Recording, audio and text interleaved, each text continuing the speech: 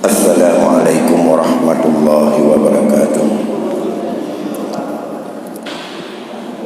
Alhamdulillah alladzi hadana li hadza wa ma kunna linahtadiya laula an hadana Allah. Allahumma shalli wa sallim ala sayyidina Muhammad wa ala alihi wa ashabihi wa man tabi'ah. Amma ba'du fa ya ibadallah, ittaqullaha haqqa tuqatih wa la tamutunna illa wa antum muslimun. Segala puji beserta syukur selalu kita persembahkan kehadirat Allah Subhanahu wa taala. Selawat beriring salam keharibaan junjungan alam Nabi besar Muhammad sallallahu alaihi wasallam pada keluarga dan sahabat dan sekalian. Tunggu-tunggu ibu-ibu sidang jamaah maghrib yang dimuliakan Allah Subhanahu wa taala. Pada satu ketika ja'a rajulun ila Nabi sallallahu alaihi wasallam faqala ya Rasulullah dulluni ala amalin idza kuntu bihi dakhaltul jannah. Ya Rasulullah, tunjukilah kepadaku satu perbuatan atau satu amalan, apabila aku melaksanakan amalan tersebut dapat membawa aku untuk masuk syurga. Faqala Rasulullah sallallahu alaihi wasallam, saat itu Rasul menjawab, kun muhsinan, kalau kamu ingin untuk satu amalan yang amalan itu bisa kamu untuk mengantarkan masuk syurga Allah, jadilah kamu orang yang berbuat baik. Jadilah kamu orang yang baik. Muhsin, orang yang selalu berbuat baik. Laki-laki tersebut berkata, faqala ya Rasulullah, wahai Rasulullah, kaifa alamu anni muhsinan, bagaimana aku bisa mengetahui bahwa diriku ini orang baik dan orang yang berbuat baik? Dijawab dari Rasulullah, qal sil jiranaka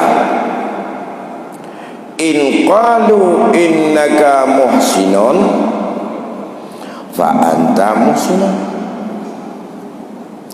in qalu anta musian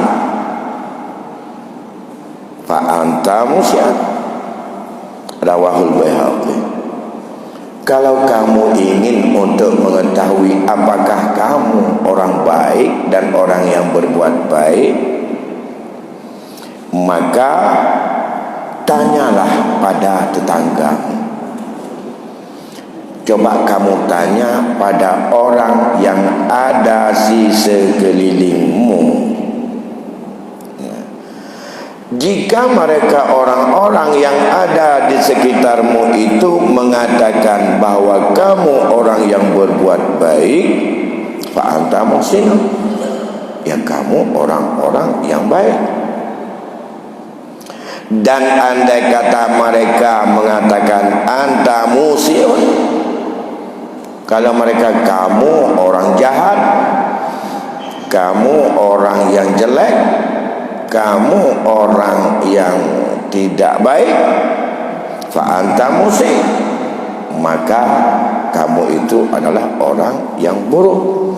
Hadis ini diriwayatkan oleh Imam Al-Baihaqi. Dari hadis tersebut menunjukkan bahwa hakim yang paling adil, apakah dia orang awam untuk menilai kita atau dia orang pandai, apakah mereka itu orang yang taat atau mereka itu adalah orang maksiat? Apakah dia itu orang yang kaya atau ia orang miskin? Secara naluri, secara hakiki, jiwanya akan mengatakan terhadap penilaian kepada saudaranya di tetangga itu adalah secara objektif, dan ia menjadi sebagai standar bahwa kita ini orang baik atau kita ini orang buruk. Maka dalam hal ini Rasulullah sallallahu alaihi wasallam memberikan tekanan-tekanan, memberikan standar-standar dalam konteks bagaimana kita hidup bersama dengan orang yang ada di sekitar kita.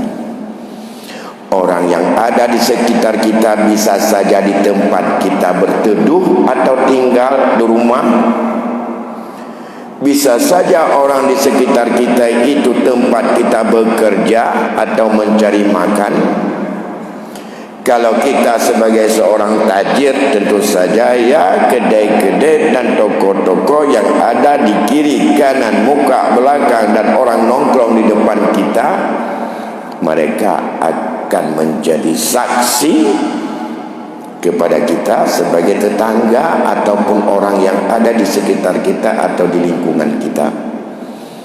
Bisa saja kita itu adalah di tempat kerja, orang meja di samping segala macam itu, bagaimana mereka akan sangat objektif dalam memberikan penilaian. Oleh karena itu, maka standar kita baik tidak bisa kita ukur oleh diri kita sendiri. Merasa diri kita orang yang paling baik, tapi tidak dirasakan kebaikan kita oleh orang di sekitar kita, menunjukkan itu adalah sifat kesombongan dan sifat daripada ta'ajub diri kita sendiri yang masuk kepada sifat yang tidak baik. Terlampau kita adalah ujub pada diri kita. Merasakan begini, apakah dalam perbuatan, dalam perilaku, dalam kelakuan, dalam sikap, tindakan, perbuatan dan segala macam, itu adalah secara umum orang akan memberi saksi bahwa kita orang baik. Maka dalam hal yang lain, Rasul mengingatkan di dalam hadis Al-Khura'ati. Apa kata Rasul? Yang hadis ini bersumber daripada Abu Hurairah. Man aghlaqa babahu anjari mukhafatan ala ahlihi wa malihi falaysa bimu'minan walaysa mu'minun man la ya'man jarahu biwa'iqihi. Siapa yang menutup pintu kuat-kuat, siapa yang menggembok atau mengunci pintu rumahnya atau pintu pagarnya karena menghindari daripada tetangganya, karena ia takut terhadap terutama kepada keluarganya, anaknya, istrinya diganggu, atau karena takut kepada hartanya, takut nanti bunganya dicuri atau diganggu dan segala macam, maka falaisa bimu'min, ia belum menjadi sebagai seorang mukmin. Menjadi gedanya orang muda tu rawa-rawa, buka pintu, motor berangkat laju, kunci kuat-kuat. Kerana anak tetangga pakai main di luar, termakut kita mau mengganggu mainan anak katanya. Yang dalam termasuk katanya orang yang mukmin. Rasa curiga, rasa ingin menjauh, rasa buruk pemikiran kita terhadap gangguan tetangga, kita belum dianggap sebagai seorang mukmin. Terserah tetangga itu dia orang baik atau bukan dulu. Tapi setiap seorang A menjadi tetangga kepada B, B menjadi tetangga A, dua-dua sebagai tetangga seorang mukmin punya komitmen yang sama, dan itulah rahmat paling besar dalam hidup. Bahkan dalam bertetangga itu tidak hanya yang mukmin. Andai kata di samping rumah kita itu adalah bukan orang mukmin, dia adalah orang yang berbeda akidah dengan kita, kebaikan kita menjadi toladan dan merasa rahmat dengan Islam. Dan banyak sekali dulu itulah orang yang senang kepada Islam, karena diukur pada betapa nyaman hidup mereka itu dengan tetangganya. Maka walaysa bimu'minin man la ya'man jarahu biwaqihi. Ia belum sebagai seorang mukmin andai kata tetangganya juga tidak merasa nyaman, tidak merasa aman, tidak merasa tentram dengan segala gangguan daripadanya. Tunggu-tunggu yang berbahagia. Oleh karena demikian, bagaimana untuk bisa kita berbuat baik? Kalau demikian, Islam sangat menghargai apa yang menurut hati nurani oleh orang yang ia mengakui kebaikan, walaupun dia belum sanggup untuk seorang yang berbuat baik.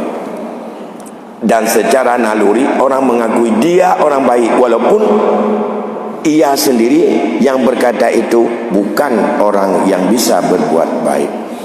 Oleh karena demikian, yang sering saya ulang-ulang, maka agar menjadi sebagai seorang tetangga yang baik dan sebagai kunci yang diingatkan oleh Rasul agar bisa menjadi tiket mendapat nikmat besar Allah untuk kita masuk syurga, paling kurang para ulama oleh Abdullah bin Ulwan dalam kitab At-Tarbiyatul Aulad menyimpulkan ada 4 yang merupakan itu adalah hak tetangga yang harus kita jaga baik-baik. Setiap kita hidup ada orang di samping kita, terserah.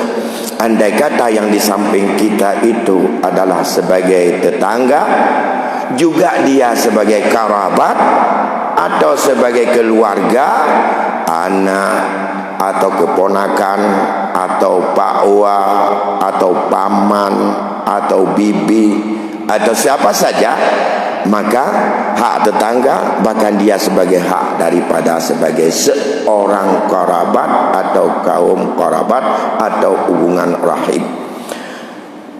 Andai kata mereka itu bukan kaum kerabat, maka hak tetangga, maka hak pada dia sebagai seorang muslim dan sebagai seorang yang bertetangga. Kalau dia bukan sebagai seorang muslim, maka masih punya hak dari kita dengan 4 prinsip, yaitu walaupun ia bukan seakidah dengan kita, maka setiap kita dalam hidup tak pernah untuk berpikir bagaimana untuk kita bisa, bagaimana untuk menyaingi, ingin untuk melawan, ingin dan segala macam. Dan itu adalah bukan sebagai sikap seorang muslim. Pernah pada satu ketika seorang sahabat datang kepada Rasulullah. Ia mengadu tentang gangguan yang setiap hari dilakukan oleh orang yang ada di sampingnya, dan merasakan dia sangat terganggu. Yasku ila Rasul, mengadu dan curhatlah kepada Rasul. Ya Rasulullah, tetangga saya sangat-sangat tidak pernah merasa bersahabat kepada saya. Apa saja yang telah lakukan selalu salah, dan selalu dia melontarkan bukan sekedar kotoran, tapi juga kata-kata kotor hampir tiap hari. Kadang-kadang lebih enak kita rasakan dan kita terima dilempar kotoran daripada dilempar kata-kata yang kotor. Menyageram kotoran nyan mupat menyotan erah baje mupat kenong. Dilontarkan kata-kata kotor, kita enggak tahu mau di mana kita cuci supaya hilang. Kalau kena tai kerbau dilempar kepada kita oleh tetangga, jelas ambil baju cuci. Habis kita cuci, kita sabun, kita pakai wangi, tidak ada lagi bekas daripada tai kerbau itu. Kita pakai besok sudah bagus lagi. Tapi kalau kata-kata kotor, jauh lebih mengikat dan melekat dalam jiwa kita. Yang susah bagaimana kita untuk bisa membersihkannya. Karena kata kotor itu enggak tahu di mana, mulai dalam telinga masuk sampai ke otak, ya bersarang dalam jiwa yang begitu menyakitkan. Ya macam-macam kata kotor itu. Maka siapa lebih susah bersabar menerima kotoran daripada kata kotor, lebih enak menerima kotoran daripada menerima kata kotor secara kejiwaan dan secara naluri manusia. Maka apa yang disampaikan dan didikat itu, dia mengadu kepada Rasulullah. Lantas Rasulullah menjawab, baliklah dan kamu sabar, pulang ke rumah dan sabar, kata Rasul. Terhadap apa yang dikatakan begini begitu, ya sabar, baliklah kamu. 2-3 hari kemudian datang lagi, lapor lagi Rasul. Rasul, berat sekali ya Rasulullah, dia tidak ada berubah sedikit pun, terus untuk dia menghujat saya, terus dia mencari-cari bagaimana cara untuk dia menyakiti saya, terus dia bagaimanapun untuk mengganggu saya dan keluarga saya. Bahkan dengan segala macam ada niat tidak baik pada hatinya, ingin untuk membuat saya itu enggak betah, dan supaya saya pindah di situ. Ada tujuannya entah apa. Mungkin ada keluarganya yang ingin untuk menguasai rumah saya agar mereka menjadi sebagai penguasa situ. Kata Rasul, pulanglah dan sabar. Udah 2 kali. Kemudian dia pulang, enggak ada yang berani mendakwa dengan Rasulullah. Enggak perintah kali pegang lagi batu saya Rasulullah mentau. Namubah, nyobrak tata ikut ni. Wah, sabar. Katanya, ya Allah dia sabar. Maka kena bantah, ikut sabar dia. Dia ke ni ke Rasul. Kemudian ketiga kali datang dia. Sudah 2 bulan kemudian balik lagi pada Rasulullah. Dia curhat dengan yang sama lagi. Urung-urung tak, dan masalah tak, tetangga tak, masalah yang sama. Ketiga kalinya Nabi masih mengatakan pulang dan sabar. Sudah 3 kali pulang dan sabar. Sahabat ini tak pernah marah pada Rasulullah, ya, karena memang perintah Rasul suruh pulang ya sabar, siap pulang ya sabar. Setelah pulang dan sabar, 2 bulan kemudian gak sanggup sabar, balik lagi kepada Nabi. Lantas, kalau demikian sekarang kamu pulang, masuk ke rumahmu, bawa dan angkat semua barang-barangmu, taruh di depan rumah di pinggir jalan. Kulkas angkat, tempat tidur angkat, lemari angkat, baju, kereta, semuanya tumpuk di pinggir jalan. Dia enggak berani nanya, setelah aku tumpuk aku bawa ke mana? Enggak nanya. Perintah Nabi, putubit puduk pindah jalan, putubit puduk pindah jalan. Memang mangat menyongan Rasulullah. Menyongan kita ni apa nena, nyan pukan pegah. Yang itu talon endong jawab iron. Jadi kai dam dawa katanya. Dengan Rasul, ya sami'na wa ata'na. Hikmah daripada itu, sebelum dia tahu tak pernah untuk menggugat. Apa tujuan, apa hikmah perintah Rasul setelah ketiga dan keempat kalinya? Perintah Rasul, pulang, ambil barang-barangmu, taruh di luar.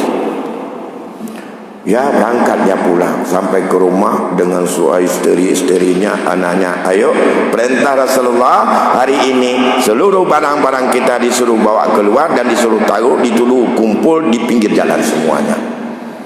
Begitu pagi-pagi sudah dikumpulkan semuanya barangnya, sampai dengan alat masak. alat tidur, pakaian, kenderaan apa saja kumpul, truk, bak, punakan, nak kibah ikat ni jalan kena mendu. Akhirnya begitu orang-orang yang ada melewati jalan itu di sekitarnya melihat, ada apa ini? Mengapa kamu kau gini? Pat rumah kau ini barang kata mondu. Sampaikanlah dia, ya karena saya ini petunjuk diberikan oleh Rasul, karena saya tak sanggup sabar bahwa tetangga saya menganggap saya ini orang paling jelek, yang selalu ingin, karena dia enggak balas-balas. Kalau dimaki ya udah maki, sabar terus. Tapi saya enggak sanggup sabar karena Nabi perintahkan suruh kumpul. Siapa tetanggamu? Ini, apa nama dia? Si Fulan. Apa kerjanya? Begini. Apa yang sampaikan kepada kamu? Ya macam begitu. Setiap orang yang lewat semua mencercanya.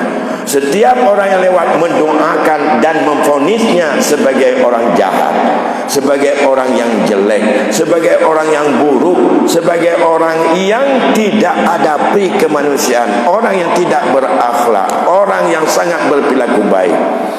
Jadi sudah makruf semua orang, sampai diketahui oleh semua orang, dan orang mengakui bahwa apa yang dilakukan dengan laporannya yang benar menunjukkan bahwa memang tetangganya ini adalah orang yang hatinya enggak bersih dan ingin mengganggu terus tetangga. Akhirnya siapapun yang lewat ingin mendoakan supaya dia celaka, mendoakan supaya dia jauh, dan semua menyebutnya bukan orang baik. Tahulah dia semua orang sudah seperti itu, cepat-cepat dia pulang dan datang pada tetangga yang mengumpul barang itu. Wahai saudaraku, wahai tetanggaku, baliklah kalian ke rumahmu. Apa yang selama ini kamu lakukan kepadamu, yang kamu rasakan, maka yakinlah mulai hari ini tidak akan terjadi lagi. Aku akan menjadi kawanmu yang baik, dan aku bersahabat denganmu dan menjaga daripada kamu ini sebaik-baiknya. Dengan itu lebih rukun di antara mereka. Caranya apa? Tak pernah untuk bertolak kisah. Orang maki kita, kita maki dia. Sekali sama dia, kita balas 10 kali. Nah ini enggak ada selesai masalah, karena bukan dengan sikap sabar, bukan menahan daripada marah yang sakit, tapi merujuk dan minta petunjuk kepada Rasul. Akhirnya dia selesai begitu, tetangganya ikut bantu, ambil barang kembali, masukkan ke dalam rumahnya, dan mereka akan menjadi tetangga yang baik. Sampai begitu Nabi sampai baru 4 kali menguji daya tahan sabar kita menghadapi daripada apa yang dilakukan oleh tetangga.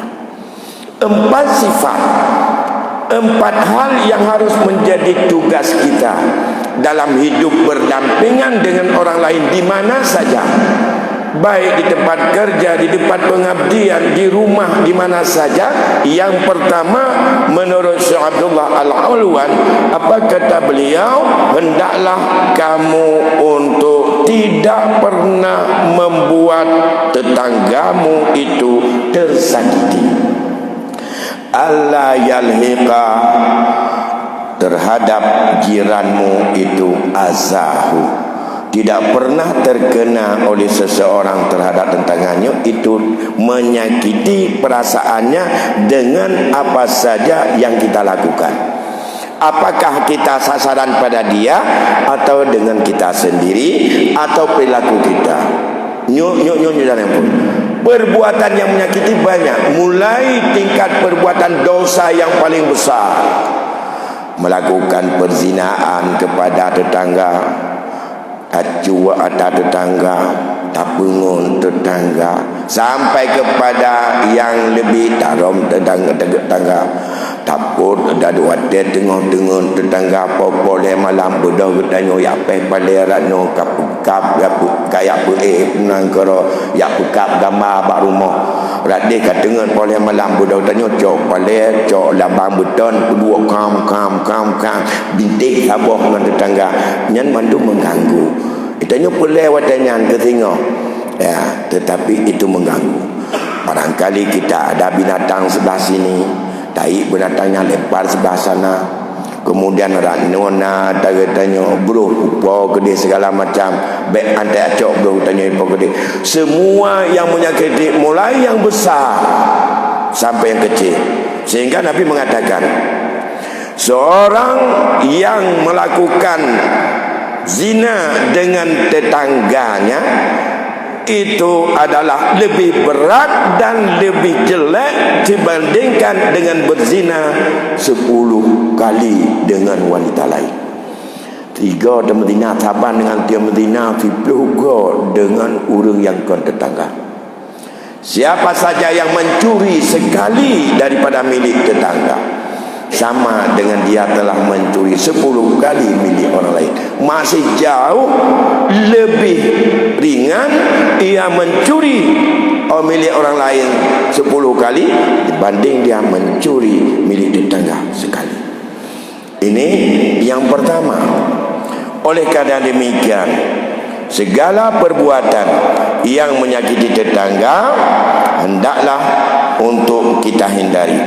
Ini berubah terus. Zaman berubah, lingkungan berubah, orang berubah, budaya berubah. Kalau dulu pada masa Rasul tingkat membawa makanan, yang makanan itu berbau, maka harus, kalau tidak mau dibagi dengan tetangga, harus disembunyikan. Itu dulu. Sekarang bukan masalah makanan lagi, lebih dari itu. Seorang anak kita belikan remote ataupun ia mobil remote, dan itu mereka main di depan rumah, tapi itu dilihat oleh anak tetangga. Anak tetangga kita kunci pintu supaya enggak masuk, takut nanti mobil remote kita dibawa lari untuk dia. Itu adalah merupakan kondisi hari ini. Masa Rasul tidak ada mobil remote. Orangnya tanya macam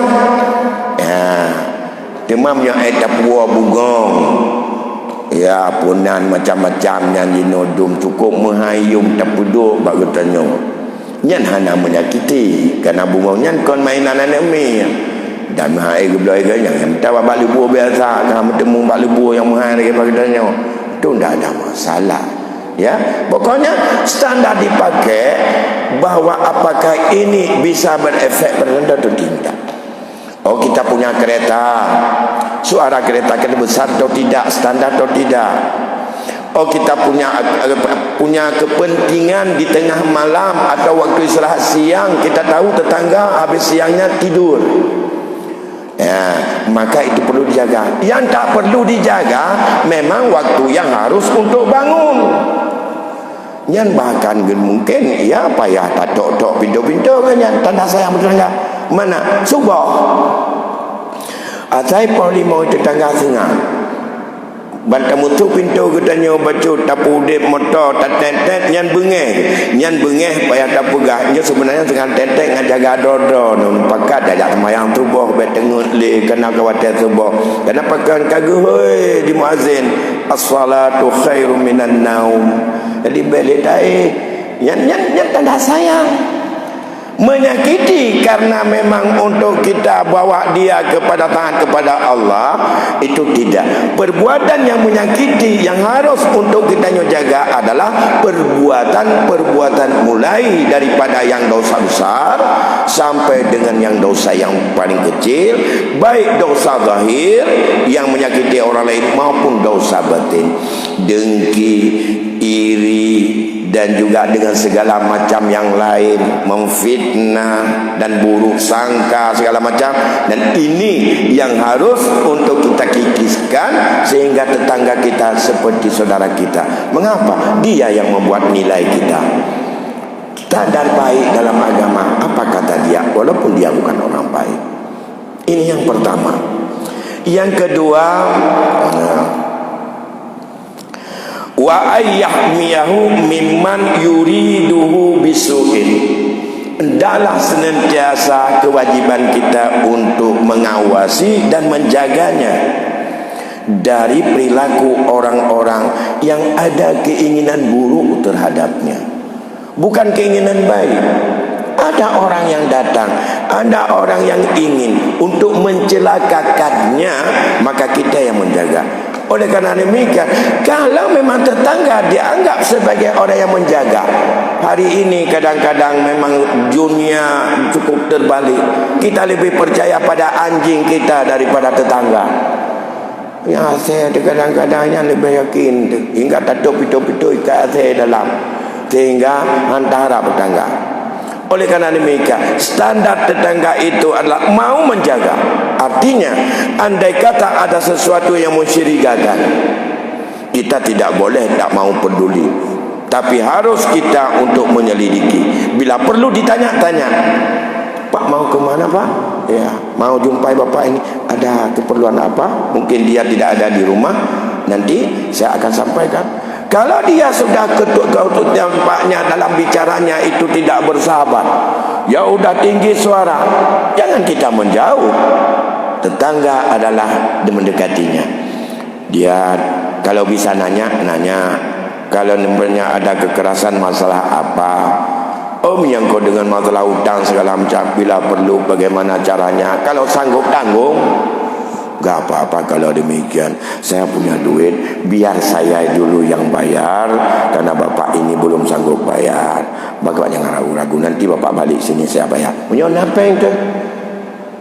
Utang dalam meredam daripada persoalan orang yang berkelahi.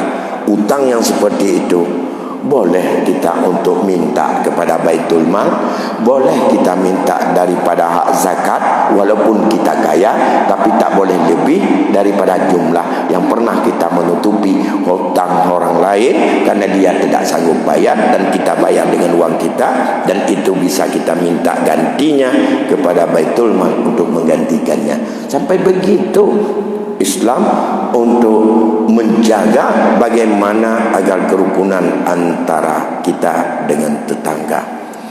Bapak Ibu yang berbahagia, ini masuklah dalam kategori hadis Nabi, al-muslimu akhul muslim.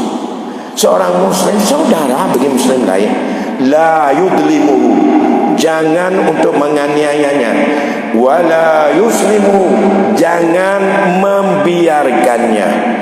Kemudian, man kana fi hajati akhi kana Allahu fi hajati.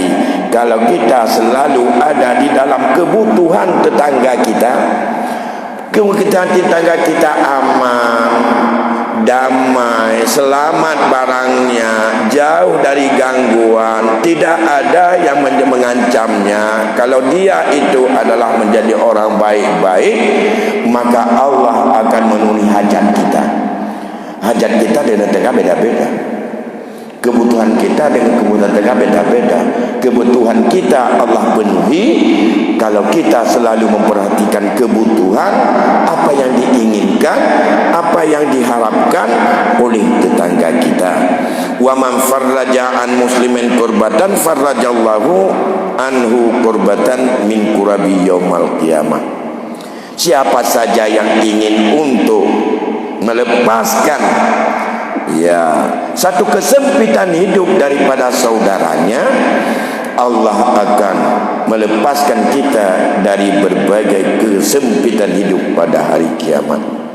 Wa man satara musliman satarallahu yaumal qiyamah. Siapa yang mau menutupi aib saudaranya, Allah akan menutupi aibnya nanti di hari kiamat. Andai kata hari ini aib kita Allah buka, yang tahu hanya kita, sungguh kita malu melihat diri kita sendiri. Maka aib adalah perbuatan salah. Kalau perbuatan salah itu adalah cukup kita saja yang tahu, dan setelah tahu dia adalah untuk mau berubah, kembali orang baik, dan ia tidak ada mengulangi, tak perlu dipromosikan, dan tidak boleh untuk dipublikasikan, dan tidak boleh disebarkan kepada orang. Cukup antara kita dengan dia. Yang penting dia untuk selanjutnya taubat kepada Allah dan tidak mengulangi kembali. Selesai. Sebesar apapun perbuatan aib yang dilakukan, aib yang ada tidak boleh untuk disebarluaskan atau dipromosikan kepada orang banyak. Bapak Ibu yang berbahagia, itu yang kedua.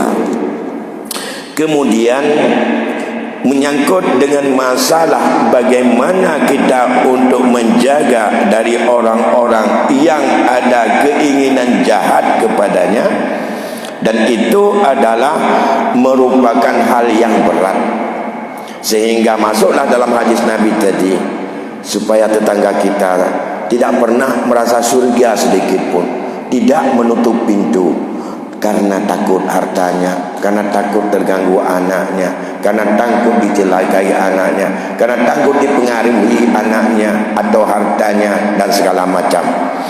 Kemudian yang ketiga, wa ayyu'amilahu bi ihsan, berbuat baik kepadanya.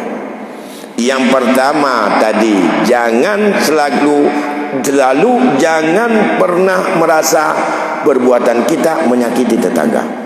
Tak jaga abu katanya, yang bunyo bejet ke susah, bejet ke resah, bejet ke terbeban, bejet ke menyakiti dari tetangga. Yang kedua, kita selalu menjaga Allah daripada bermacam gangguan yang akan menciderainya. Yang ketiga, kita harus berbuat baik kepadanya. Berikan perbuatan baik. Kalau dia memang kekurangan, kalau sanggup, berikan hutang kepadanya. Kalau dia itu adalah memang membutuhkan tenaga, berikan tenaga kita kalau ada kesempatan kepadanya. Kalau dia ingin untuk berhutang, hutangi dia.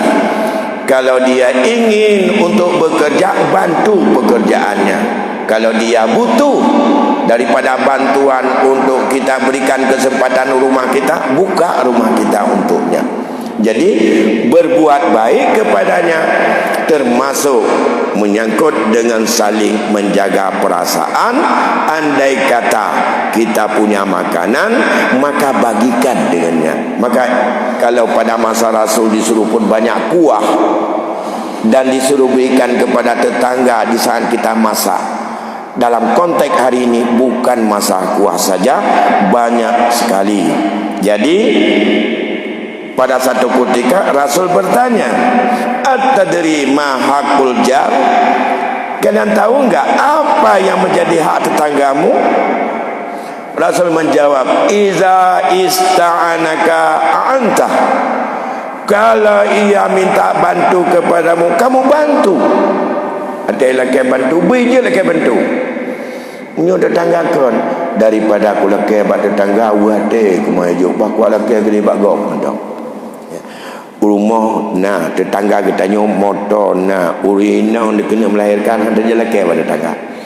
Wah aku takut hang gejo untuk munyo haibi dia orang lain lebih mangat daripada munyo aku lelaki ganyan yang hang bi nyan wah aku. Maka hang gejo lelaki dia orang. Bahkan gua ada lelaki gang jejo. Ya, bahkan kita menyahang kerja lagi kita je tawarkan.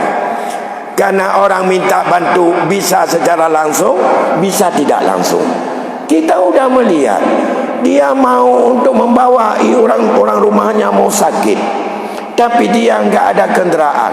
Dia sibuk ke depan cari becak ingin sewa. Apa salahnya kalau kita tawarkan? Untuk apa becak? Ini ada mobil, ada itu supir, ada anak saya yang muda yang bisa bawa. Ibu ambil aja, hidupkan mobilnya, bawa ibu ini. Mau salah dulu. Oh masalah di muka jauhkan tu ada telat batu kenjut. Karena nyo dengan punten tetangga dia kena takin nyo, ulang takin dia tajil leh. Dia jajan mentemu kau ya cok lu kan tu anak aku yang mojok ke hana gitu. Menyojit anak ke pun mata mudip lagi nyo, menyonyan hanya tak bantu ngon. Benar sikap lagi nya.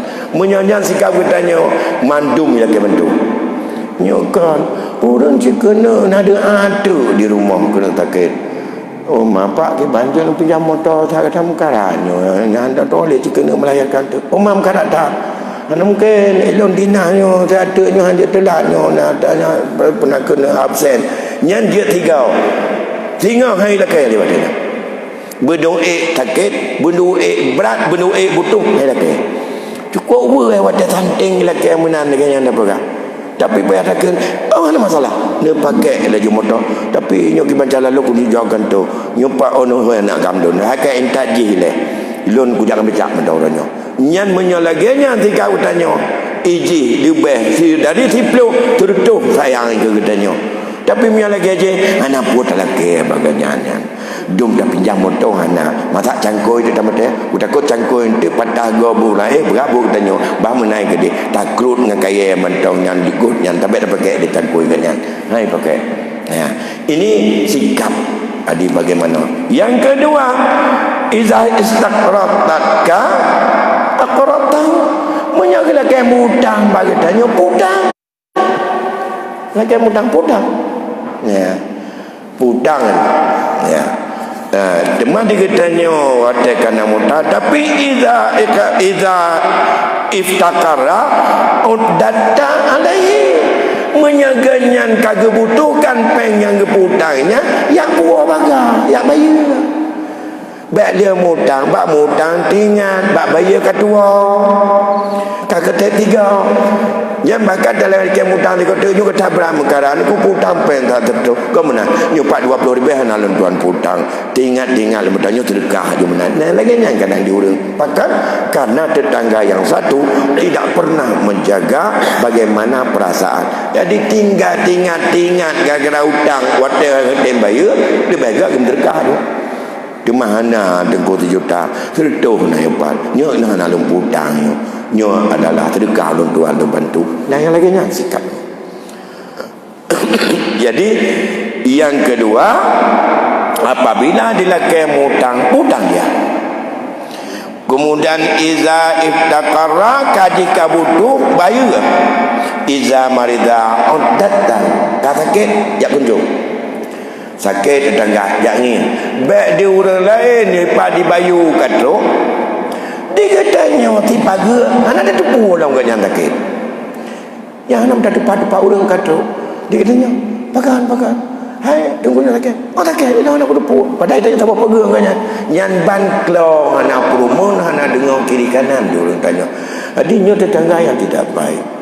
Tunggu yang berbahaya, yang berbahagia. Ingat waktu Isya saya fikir sudah masuk dan kita padai sampai di sini dulu. Masih ada satu lagi, yaitu nanti akan kita ceritakan dan akan kita lihat, yaitu ayyuqabila jifa'u bil hilmi wasufi, mampu kita hadapi apa yang ditimbulkan daripada keburukan tetangga itu mampu terhadapi dengan jala halim, kasih sayang dan dengan penuh kemaafan. Yang itu nanti akan kita lihat bagaimana sikap daripada orang-orang awal dalam menyikapi itu semuanya supaya sampai kepada kita yang jadi muhsinan, orang yang baik dalam pandangan dan standar yang dinilai oleh tetangga kita. Lebih kurang tuan memang etno ide Allah berbagi malamnya. Semoga ada manfaat kepada kita semuanya. Assalamualaikum warahmatullahi